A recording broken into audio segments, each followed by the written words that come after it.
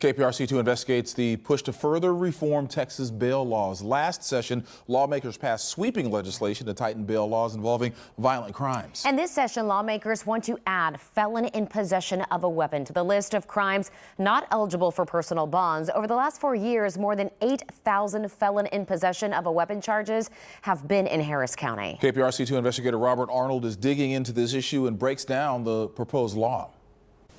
This is a ticking time bomb.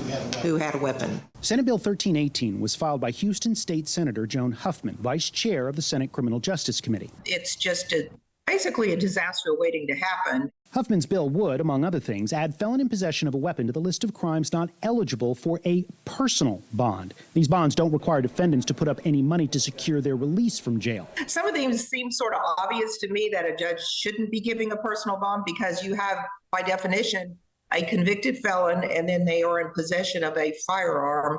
This is a few months' worth. Houston Crime Stoppers Andy Kahn first raised the issue after noticing several cases where those charged with felon in possession of a weapon were released on personal bonds and later charged with committing more severe crimes. How is this in the best interest of public safety?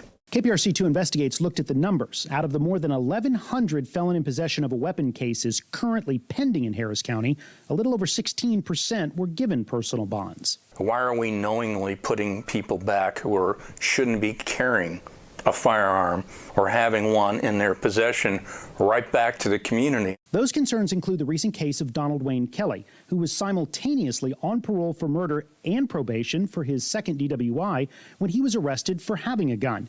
Court records show he was originally released on a personal bond without even going before a magistrate. That changed, however, when he made his first court appearance. His bond was revoked. He was taken into custody and given a $25,000 bond. Huffman's bill would prevent situations like this. It's just a goal of making our streets safer, but working with everyone to find a solution that actually will make a difference. There is opposition to Huffman's bill, however. It would be wise for us to think about more comprehensive fixes to the system that can that don't rely on wealth as a detention mechanism. There is a concern about more long-term inmates being placed in the Harris County Jail, which has seen several deaths and has been cited for not meeting minimum state standards. Jocelyn Griffin Lee's son died in the jail while awaiting trial. People's freedom should only be taken in very limited, specific circumstances. And that was Robert Arnold reporting. The bill cleared the Senate today and is now moving on to the House. We will monitor the bill's progress and update you on click2houston.com.